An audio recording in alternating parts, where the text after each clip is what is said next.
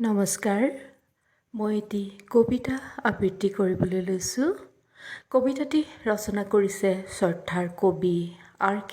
বেজবৰুৱাদেৱে। কবিতাটিৰ শিৰোনাম অন্বেষণ।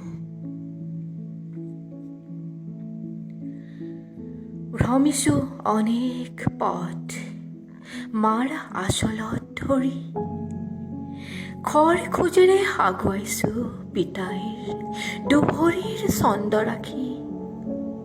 কেতিয়াবা ফাট মেলা পথাৰৰ খৰাং গছকি, আৰু কেতিয়াবা বোকা দিয়া পথাৰৰ বোকা পানী গছকি।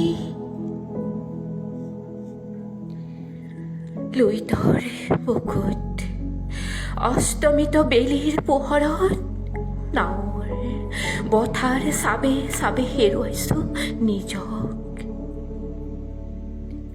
ভ্ৰমিছোঁ অনেক পথ ফেনিল সাগৰৰ পাৰে পাৰে, দীঘাত নাইবা ৰামেশ্বৰমত ঘূৰিছোঁ অনেকবাৰ। পাওঁ নেকি তোমাক কেতিয়াবা ক'ৰবাত?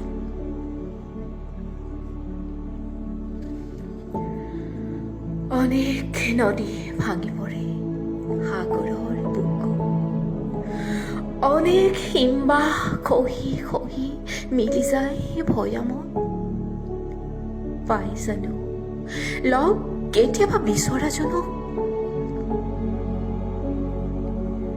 জিৰাইছোঁ কেতিয়াবা গ্ৰীষ্মৰ লেৰেলি যোৱা গছৰ ছাঁত।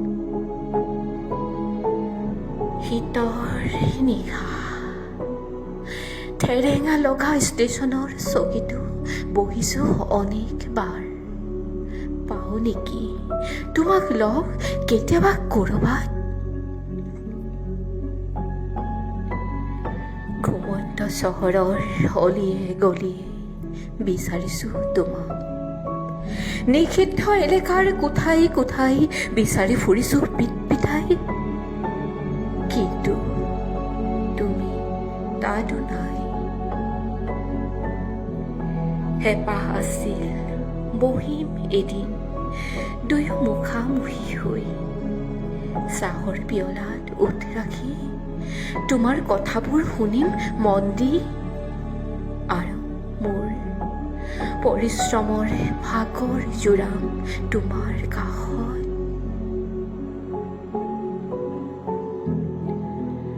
আহিবানে কেতিয়াবা তুমি এদিন লগা লগিকৈ বহাৰ কথা ভাবি, কোনোবা সমুদ্ৰ সৈকতত কিম্বা লথকা আহঁতৰ তলত?